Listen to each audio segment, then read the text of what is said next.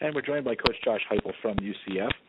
The Knights are 7-3 overall, 4-2 in the American Athletic Conference. UCF was in action this past Friday at Tulsa.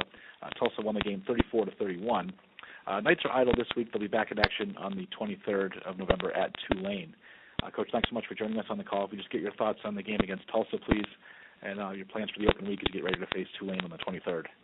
Yeah, obviously disappointed in the outcome, and knew that we were going against a football team on the road that had lost some close ball games, and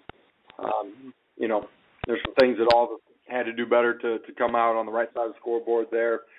Turnovers, losing that margin 3-0 hurts, and obviously the penalties as well. So, we'll get back to work this week, and obviously everybody in our program will be looking forward to getting back on the field here when we get a chance against Tulane. We'll take questions for Coach Heupel, please. Star 1 on your telephone keypad. We'll put you in the queue, and the operator will introduce you. The first question comes from Treys Struggle from the Night Sports Network. Please go ahead. Coach, late in Friday's game, your defense makes the big stop on 4th and 1 to be called for a penalty, the 15th of the game on UCF. What did you see on that play? How did it happen?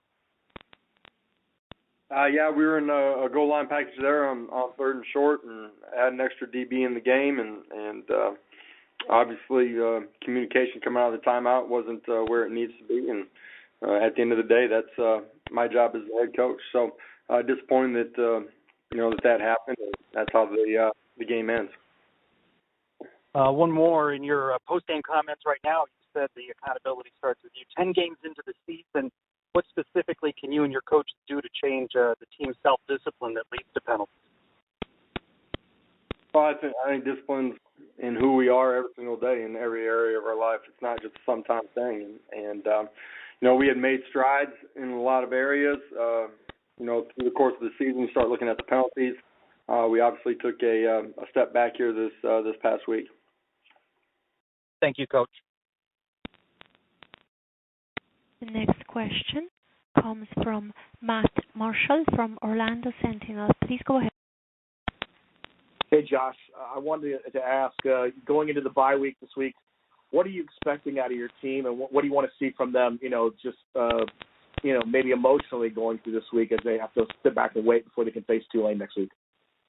Well, coming off of a loss, we'd love the opportunity to get back on the field as soon as possible, and at the same time, we'll have an opportunity to get some guys 100% healthy here and try to correct some things that we got to correct. And I think the challenge for us and our team and our players individually is, and who and what are we going to be about? Are we going to be guys that fight and finish, or are we not? And I think that's the challenge before us, and one that we'll get after here as we start the week. And I wanted to ask, Dylan obviously had a couple of bad throws, a couple of interceptions in that game. What have you seen the difference when he's really good on online and really good at going, and those when he has struggles like that, like he did against Tulsa? What's been the difference in those two opportunities?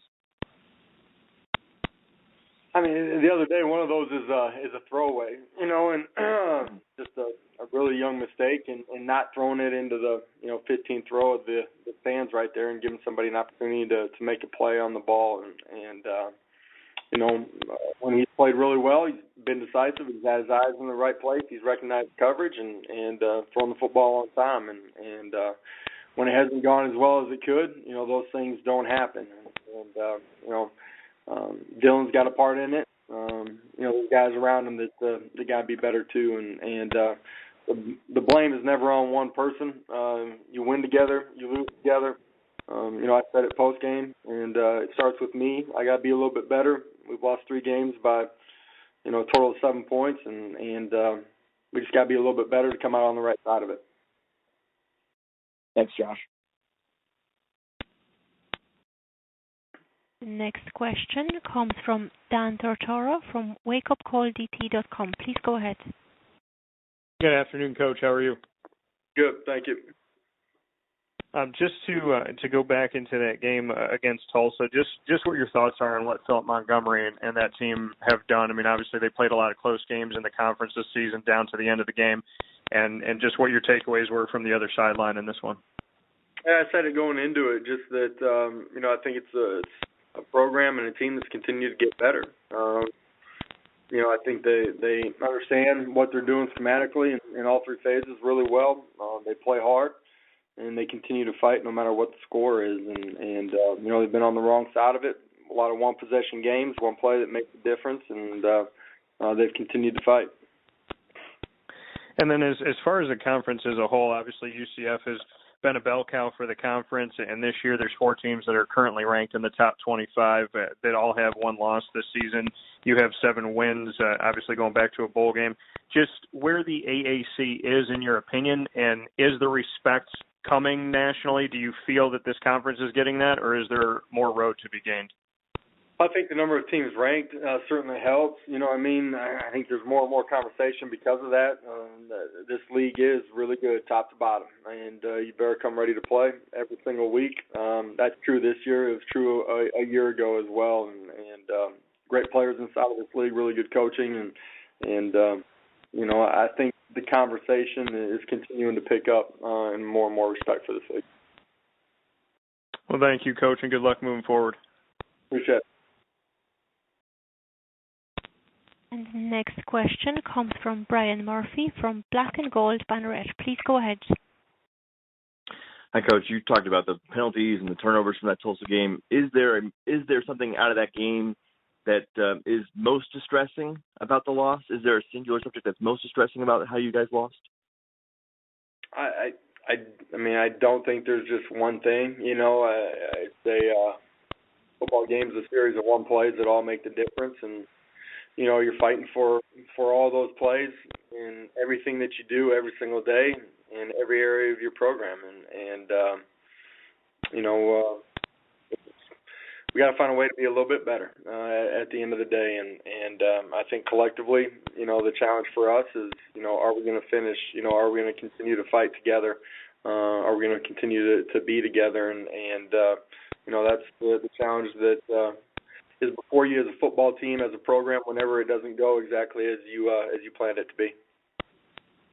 And you said going into the Tulsa game that Greg McCray had practice. Obviously, he made the trip but did not play. Are you confident that he'll be ready to play next week at Tulane?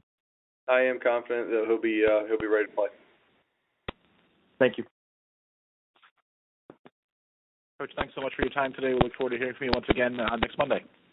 Appreciate it. Okay, Coach Josh Heupel from UCF. Again, the Knights with an open week this week to be back in action on the 23rd of November at Tulane.